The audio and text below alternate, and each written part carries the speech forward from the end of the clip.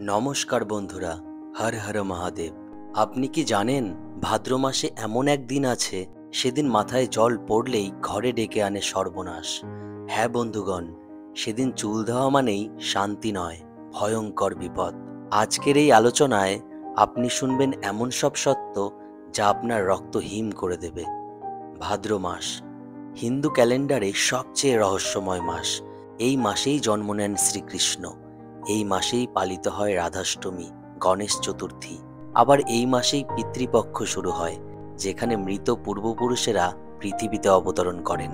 তাই ভাদ্র মাসে মানুষের প্রতিটি কাজ নজরে রাখেন দেবতারা আর পিতৃপুরুষেরা। শাস্ত্র বলেছে ভাদ্র মাসের কিছু দিন ভয়ঙ্কর শক্তিশালী। অমাবস্যা, অষ্টমী, একাদশী এবং বিশেষ করে মঙ্গলবার আর শনিবার। এই দিনগুলোতে মাথায় জল দেওয়া মানেই ঘরে আমন্ত্রণ জানানো অশুভ শক্তিকে। তখন পিতৃরা রুষ্ট হন, আর যখন পিতৃরা রুষ্ট হন, সংসারে নেমে আসে অশান্তি, অসুখ, দারিদ্র্য আর দুর্ঘটনা।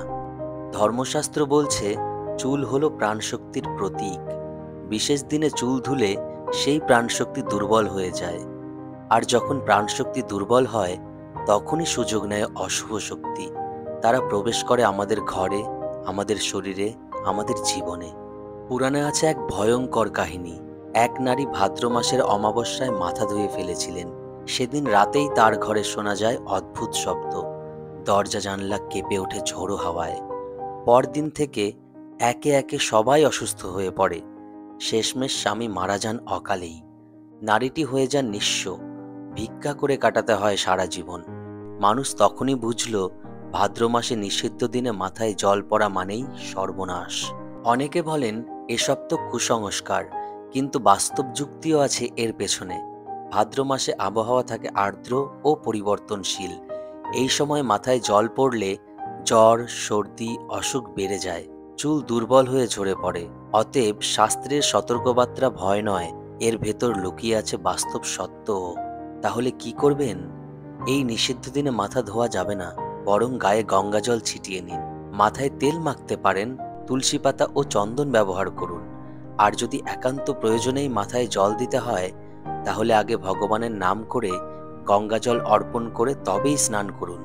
মনে রাখবেন, ভাদ্র মাসের এই নিয়ম ভাঙা মানে নিজের ঘরে আমন্ত্রণ জানানো বিপদকে।